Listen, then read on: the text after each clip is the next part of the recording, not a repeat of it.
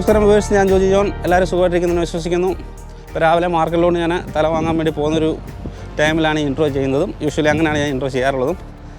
ഇപ്പോൾ ഈ റെസിപ്പി ഞാൻ സാമോ മീനിൻ്റെ തല കൊണ്ടാണ് ചെയ്യുന്നത്.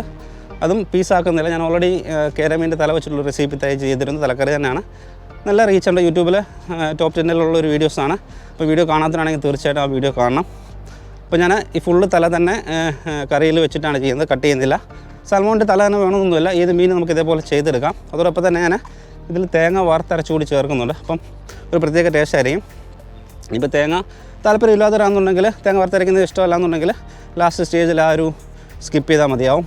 അപ്പോൾ എന്തായാലും വീഡിയോയെക്കുറിച്ചുള്ള അഭിപ്രായങ്ങൾ തീർച്ചയായിട്ടും കമൻറ്റായിട്ട് അറിയിക്കണം. ചെയ്ത് നോക്കാം, ഈസി ആയിട്ട് നമുക്ക് ചെയ്ത് കൊടുക്കാം. ഞാനിതിൽ അതുപോലെ തന്നെ മുളക് അരച്ചിട്ടും കൊച്ചുള്ളിയും അതിലൊക്കെ തന്നെ ചതച്ച് ചേർത്തിട്ടുമാണ് ചെയ്യുന്നത്. എന്തായാലും വീഡിയോ കണ്ട് മനസ്സിലാക്കുക. നേരെ ചാനലിലെ ഇൻട്രോ കണ്ടിട്ട് വീഡിയോയിലേക്ക്.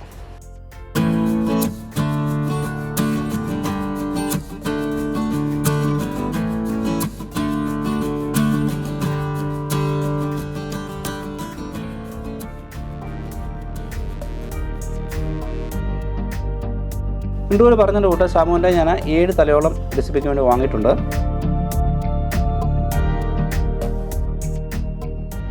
അടുത്ത സ്റ്റെപ്പ്, നമ്മൾ കറിക്ക് വേണ്ടി എടുക്കുന്ന തല വൃത്തിയാക്കി എടുക്കണം. ഇവിടെ ഞാൻ ഈ തലയുടെ ഫിൻസും അതോടൊപ്പം തന്നെ ചെകിളയും അതിൻ്റെ സൈഡൊക്കെ ഒഴിവാക്കിക്കൊണ്ടാണ് ഈ റെസിപ്പി തയ്യാറാക്കുന്നത്. ഇപ്പോൾ ഈ റെസിപ്പിക്ക് നമുക്ക് സാമോ മീൻ തന്നെ വേണമെന്നൊന്നുമില്ല. പക്ഷേ ഈ സാമോ മീനിന് പ്രത്യേകിച്ച് നെയ്യ് കൂടുതലായിരിക്കും, അതൊരു പ്രത്യേക ടേസ്റ്റ് തന്നെയാണ്. അപ്പോൾ നമ്മൾ എടുക്കുന്ന മീനെ വൃത്തിയാക്കി തന്നെ എടുക്കണം. സൈഡിലുള്ള ഗിൽസ് അതോടൊപ്പം തന്നെ ഫിൻസും എല്ലാം ഒഴിവാക്കി തന്നെ എടുക്കാൻ ശ്രമിക്കുക.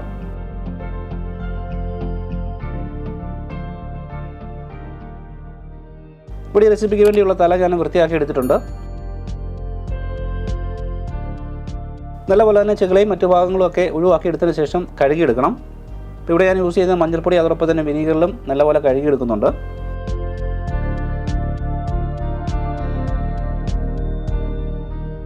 മഞ്ഞൾപ്പൊടിയും ഉപ്പും അതല്ലെങ്കിൽ വിനീഗറിലൊക്കെ കഴുകിയെടുക്കുന്നതുകൊണ്ട് തന്നെ മീൻ്റെ തലയ്ക്കുള്ള ഒരു ഉളുപ്പ് മണമൊക്കെ നമുക്ക് ഒഴിവാക്കിയെടുക്കാം. എന്തായാലും നല്ല രീതിയിൽ തന്നെ കഴുകിയെടുക്കുക. അതിനുശേഷം മറ്റൊരു പാത്രത്തിലേക്ക് വെള്ളം ഒഴിവാക്കാനായിട്ട് വെക്കാം. ചെറിയ അളവിലാണ് തലക്കറി വെക്കുന്നുണ്ടെങ്കിൽ ചട്ടിയിൽ വെക്കുന്നതായിരിക്കും ഏറ്റവും ടേസ്റ്റ്. ഇതെനിക്ക് ചട്ടിയിൽ വെച്ചിളക്കാനും ചെയ്യാനും പറ്റത്തില്ല. അപ്പോൾ അതുകൊണ്ട് ഞാനൊരു മറ്റൊരു പാത്രത്തിലേക്ക് ഇട്ടിട്ടാണ് ഈ റെസിപ്പി തയ്യാറാക്കുന്നത്. അപ്പോൾ ഞാനെടുത്ത അളവിലേക്ക് ഏകദേശം 200-250 ഗ്രാമോളം കൊച്ചുള്ളി എടുക്കുന്നുണ്ട്. പിന്നീട് വേണ്ടത് മീഡിയം സൈസിലുള്ള 3 പഴുത്ത തക്കാളിയാണ്. ഇപ്പോൾ തക്കാളി ഞാൻ അരച്ചാണ് ചേർക്കുന്നത്, അതുകൊണ്ട് കറി നല്ല കൊഴുപ്പിൽ തന്നെ നമുക്ക് കിട്ടും. പിന്നീട് 3 കുടം വെളുത്തുള്ളി, അതോടൊപ്പം തന്നെ ഇത്രയും ഇഞ്ചി, കറിവേപ്പിലാണ് നമുക്കിതിലേക്ക് വേണ്ടത് മെയിനായിട്ട്.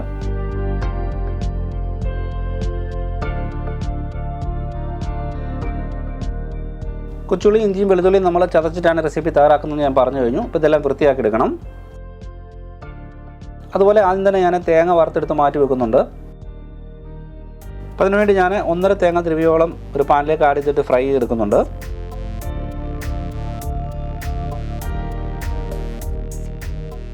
ഞാൻ ആദ്യം സൂചിപ്പിച്ചതുപോലെ തേങ്ങ അരച്ച് ചേർക്കുന്നില്ല അല്ലെങ്കിൽ താല്പര്യമില്ല എന്നുണ്ടെങ്കിൽ ഈ സ്റ്റെപ്പ് നമുക്ക് ഒഴിവാക്കാം.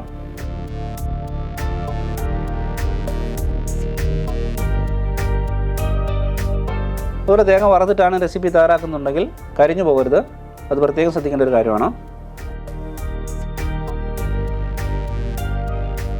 ഏകദേശം ഈ ഒരു പരുവാകുമ്പോഴത്തേനും ഞാൻ ഇതിലേക്ക് 1 പിടിയോളം കുരുമുളക് ചേർക്കുന്നുണ്ട്. ഇനി ഇത് ഇട്ട് നല്ലപോലെ ഒന്ന് മൂപ്പിച്ചെടുക്കണം.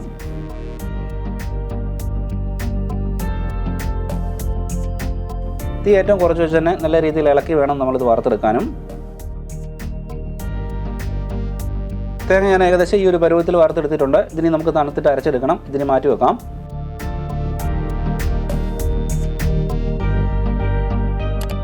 അടുത്തായിട്ട് കറിയിലേക്ക് വേണ്ടി നമ്മൾ എടുത്തിട്ടുള്ള ഇഞ്ചിയും വെളുത്തുള്ളി അതോടൊപ്പം തന്നെ കൊച്ചുള്ളിയും ചതച്ചെടുക്കണം. വൃത്തിയായി തന്നെ കഴുകിയെടുക്കുക. അതിനുശേഷം കല്ലിലൊന്നെങ്കിൽ ചതച്ചെടുക്കാം, അല്ലെങ്കിൽ ഗ്രൈൻഡറിലൊന്ന് കറക്കിയെടുത്താലും മതിയാവും. ഗ്രൈൻഡറിലാണെങ്കിൽ ഒത്തിരി അരച്ച് പേസ്റ്റ് ആക്കാത്ത രീതിയിൽ ചെയ്യാൻ ശ്രദ്ധിക്കണം. ഇവിടെ ഞാൻ കല്ലിൽ ഏകദേശം ഈ ഒരു പരുവത്തിൽ ചതച്ചെടുത്തിട്ടുണ്ട്. ഇത് മതിയാവും. ഇതിൻ്റെ ഒരു ബൗളിലേക്ക് മാറ്റാം. അതുപോലെ നമ്മൾ എടുത്തിട്ടുള്ള വെളുത്തുള്ളിയിൽ നിന്ന് ഏകദേശം ഒരു 1.5 പൂണ്ടോളം ഞാൻ ചെറിയ സ്ലൈസിൽ അരിഞ്ഞെടുക്കുന്നുണ്ട്. അപ്പോൾ നമുക്കിത് ഏകദേശം ഈ ഒരു പരുവത്തിൽ നീളത്തിൽ കീറിയെടുക്കാം. അതുപോലെ തന്നെ ഒത്തിരിയൊക്കെ ചെറുതാക്കാതെ ഏകദേശം ഈ ഒരു സൈസിലാണ് ഞാൻ കട്ട് ചെയ്തെടുത്തിട്ടുള്ളതും.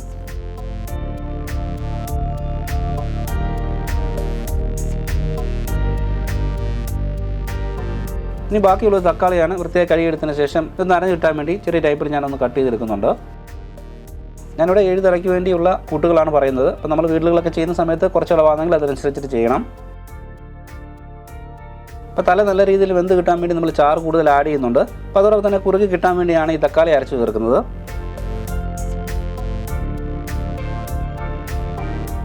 തക്കാളിയുടെ ഒപ്പം തന്നെ നമുക്കിനി വേണ്ടത് കുടംപുളിയാണ്. അത് നല്ലപോലെ കഴുകിയെടുക്കുക. ഇനി നമുക്കിതൊരു ബൗളിലേക്ക് ചൂടുവെള്ളത്തിലിട്ടിട്ട് കുറച്ച് നേരം വെക്കുന്നത് നല്ലതായിരിക്കും. അപ്പോൾ നല്ല രീതിയിൽ നമുക്ക് പുളി ഇറങ്ങി കിട്ടും.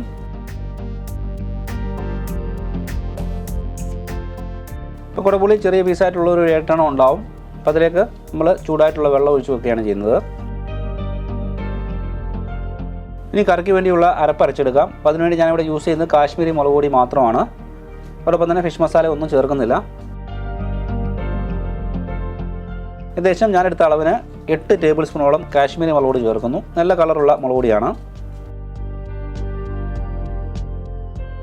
മുളക് പൊടിയുടെ ഒപ്പം തന്നെ ഗ്രൈൻഡിംഗ് ജാറിലേക്ക് 2 ടീസ്പൂണോളം മഞ്ഞൾപ്പൊടി കൂടി ഞാൻ ആഡ് ചെയ്യുന്നു.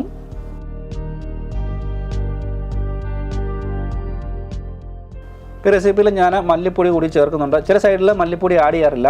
അപ്പോൾ ഞാനിവിടെ ഇത് ആഡ് ചെയ്യുന്നുണ്ട്. ഏകദേശം 2.5 ടേബിൾ സ്പൂണോളം മല്ലിപ്പൊടി കൂടി ആഡ് ചെയ്യാം. അപ്പോൾ അതിനുശേഷം 2 തണ്ടോളം കറിവേപ്പില കൂടി ഞാനിതിലേക്ക് ആഡ് ചെയ്യുന്നു. പിന്നീട് ലൈറ്റായിട്ടുള്ള ചൂടുവെള്ളത്തിലാണ് ഞാനിത് അരച്ചെടുക്കുന്നത്. ഒത്തിരി അങ്ങ് ചൂട് വേണ്ട, ചെറിയ ചൂട് മതിയാവും.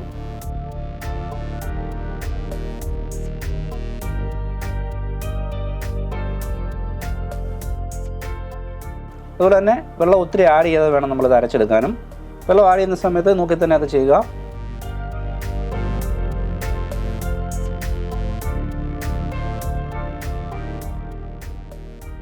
ഇപ്പോൾ ഏകദേശം ഈ ഒരു ടൈപ്പിൽ ഞാൻ അരച്ചെടുത്തിട്ടുണ്ട്. നല്ല ഫൈൻ പേസ്റ്റായിട്ട് തന്നെ അരച്ചെടുക്കാനും ശ്രദ്ധിക്കണം.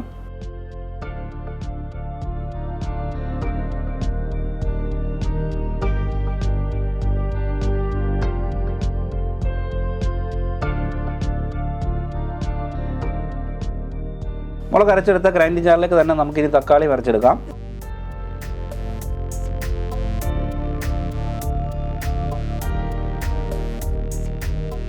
ഞാനെടുത്ത തക്കാളി ഇതിലേക്ക് ആഡ് ചെയ്യുന്നു. വെള്ളം ഒട്ടും തന്നെ ഇതിലേക്ക് ആഡ് ചെയ്യേണ്ടതില്ല. തക്കാളിയിലുള്ള വെള്ളം തന്നെ മതിയാവും. അതുകൊണ്ട് തന്നെ നല്ല രീതിയിൽ നമുക്ക് അരഞ്ഞു കിട്ടും.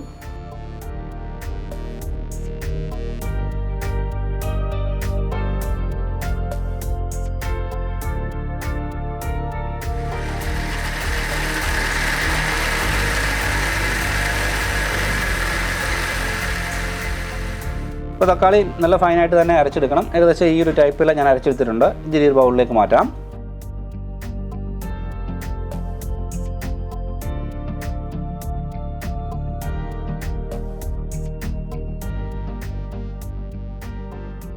കറിക്ക് വേണ്ടിയുള്ള ചേരുവകൾ ഏകദേശം റെഡി ആയിട്ടുണ്ട്. തക്കാളി അരച്ചത്, പിന്നീട് മുളക് അതോടൊപ്പം തന്നെ അരച്ചെടുത്തത്, ഇഞ്ചിയും വെളുത്തുള്ളിയും കൊച്ചുള്ളിയും ചതച്ചെടുത്തതും റെഡിയാണ്. ഇനി നമുക്കിതെല്ലാം വഴറ്റിയെടുക്കണം.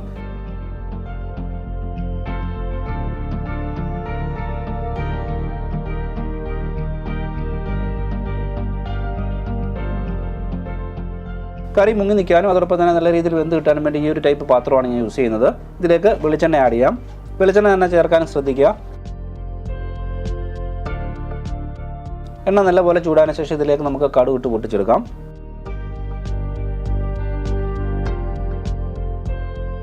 കടുക് നല്ല രീതിയിൽ പൊട്ടിയിട്ടുണ്ടെങ്കിൽ ഇതിലേക്ക് നമ്മൾ ചതച്ച് വെച്ചിട്ടുള്ള കൂട്ടുകൾ ആഡ് ചെയ്തിട്ട് വഴറ്റിയെടുക്കുകയാണ് ചെയ്യേണ്ടത്.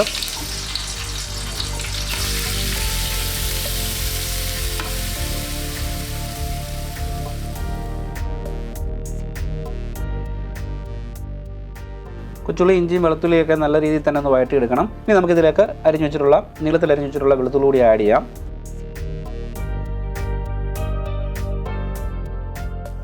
ഇപ്പോൾ കറിയാതെ നല്ല രീതിയിൽ വഴറ്റിയെടുക്കണം. ഇനി ഇതിലേക്കാണ് നമ്മൾ അരച്ചു വെച്ചിട്ടുള്ള അരപ്പ് ചേർക്കേണ്ടത്. നല്ല ഫൈനായിട്ട് അരച്ചെടുത്തിട്ടുള്ള മുളകരപ്പ് കൂടി ഞാൻ ഇതിലേക്ക് ആഡ് ചെയ്യുന്നു. അതോടൊപ്പം തന്നെ ആ പാത്രത്തിലെ വെള്ളം കൂടി കഴുകി ഒഴിക്കുന്നുണ്ട്. കൂടുതൽ വെള്ളം വേണ്ട, നമുക്കിനി ഇതിൻ്റെ എണ്ണ നല്ലപോലെ തെളിയിച്ചെടുക്കണം.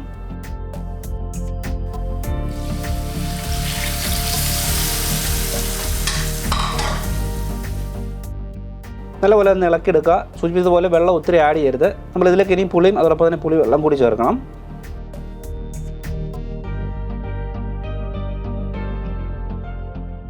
പുളി നല്ലപോലെ തന്നെ കുതിർന്ന് കിട്ടിയിട്ടുണ്ട്. ഇനി ഇതിലേക്ക് ആഡ് ചെയ്തിട്ട് നമുക്ക് വഴറ്റിയെടുക്കാം. തീ വളരെ കുറച്ച് വെച്ചിട്ട് വേണം ഈ ഒരു സ്റ്റെപ്പ് ചെയ്യാനും. പുളി നമ്മളിങ്ങനെ ആഡ് ചെയ്തുകൊണ്ട് കറിയിൽ അത്യാവശ്യം നല്ല രീതിയിൽ തന്നെ പുളി ഉണ്ടാവും. ഇതിന് തീ കുറച്ച് വെച്ച് തന്നെ ഇളക്കി എണ്ണ തെളിയിച്ചെടുക്കണം. തീ കുറച്ച് വെച്ച് തന്നെ ചെയ്യാനും ശ്രദ്ധിക്കുക. ഈ ഒരു സ്റ്റെപ്പാണ് കറിക്ക് നല്ല രീതിയിൽ കളർ കിട്ടുന്നതും.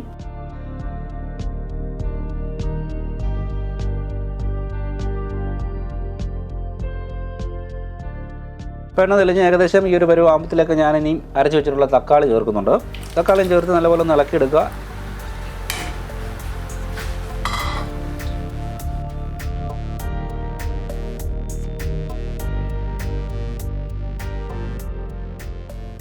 ഇനി ഇതിലേക്ക് കുറച്ച് പൊടികൾ കൂടി ആഡ് ചെയ്യേണ്ടതുണ്ട്. ഞാൻ എടുത്ത അളവിലേക്ക് 3 ടീസ്പൂണോളം ഉലുവ പൊടിച്ച് ചേർക്കുന്നുണ്ട്. അതോടൊപ്പം തന്നെ കായപ്പൊടി കൂടി ചേർക്കുന്നു.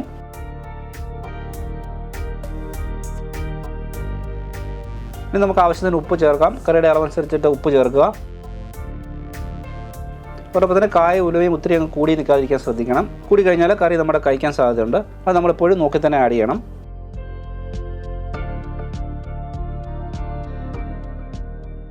ഫിഷ് മസാല ഒന്നും ഞാൻ ഇതിലേക്ക് ചേർക്കുന്നില്ല. ഇനി ഇതിലേക്ക് വെള്ളം ഒഴിച്ച് നല്ലപോലെ തന്നെ തിളപ്പിച്ചെടുക്കണം. അതുപോലെ വെള്ളം ആഡ് ചെയ്യുന്ന സമയത്ത് നല്ല രീതിയിൽ തന്നെ തിളപ്പിച്ച വെള്ളം ആഡ് ചെയ്ത് ചെയ്യാൻ ശ്രദ്ധിക്കുക.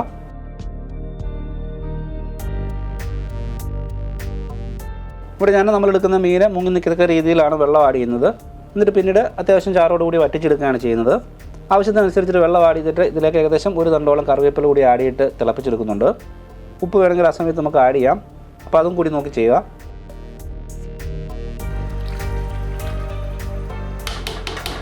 കറി തിളയ്ക്കുന്ന സമയം കൊണ്ട് നമ്മൾ നേരത്തെ വറുത്ത് വെച്ചിട്ടുള്ള തേങ്ങ തണുത്തിട്ടുണ്ട്. ഇതിനെ അരച്ചെടുക്കാം.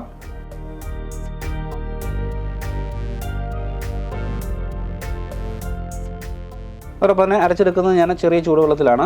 വെള്ളം ഒത്തിരി ആക്കാതെ അത്യാവശ്യം കട്ടിയോട് തന്നെ അരച്ചെടുക്കണം. അതുപോലെ നല്ല രീതിയിൽ അരഞ്ഞു കിട്ടുകയും വേണം. അപ്പോൾ നമ്മൾ നോക്കി തന്നെ ചെയ്യുക.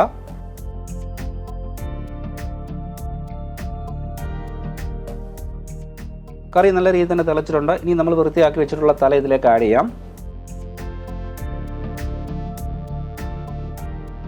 ഞാനിവിടെ തല മുഴുവനായിട്ട് മുങ്ങി നിൽക്കത്തക്ക രീതിയിൽ വെള്ളം ആഡ് ചെയ്തിട്ടാണ് റെസിപ്പി തയ്യാറാക്കിയിട്ടുള്ളത്. അപ്പോൾ ഇത്രയും വെള്ളം താല്പര്യമില്ലെന്നുണ്ടെങ്കിൽ അത് നമ്മൾ നോക്കി തന്നെ ചെയ്യുക. തക്കാളി അതോടൊപ്പം തന്നെ തേങ്ങയും നമ്മൾ വറുത്തരച്ച് ചേർക്കുന്നുണ്ട്. ഇത്രയും വെള്ളം ഉണ്ടെങ്കിൽ തന്നെയും നല്ല കുറുക്കിയ ചാറോടുകൂടി നമുക്ക് മീൻകറി കിട്ടും. ഇനി നമ്മൾ മീൻ നല്ല രീതിയിൽ തന്നെ വേവിച്ചെടുക്കുകയാണ് അടുത്ത സ്റ്റെപ്പ്. തീ ഒത്തിരിയും കൂട്ടി വെക്കാതെ മീൻ നല്ലപോലെ തന്നെ വെന്ത് കിട്ടണം. അതുപോലെ തന്നെ ചാറ് കുറച്ചൊന്ന് കുറുക്കി കിട്ടുകയും വേണം.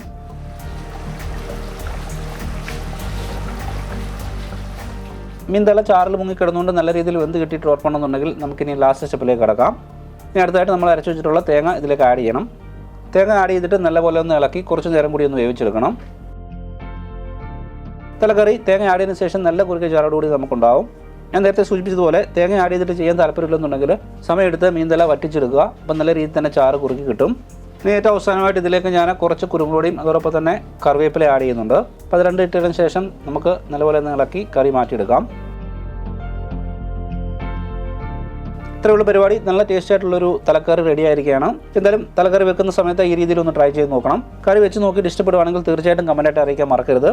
അപ്പോൾ എന്തായാലും മറ്റൊരു നല്ല റെസിപ്പീസും വ്ലോഗുമായിട്ട് വീണ്ടും കാണാം. Stay tune. It's me Joji John signing off. Cook and serve Kerala style.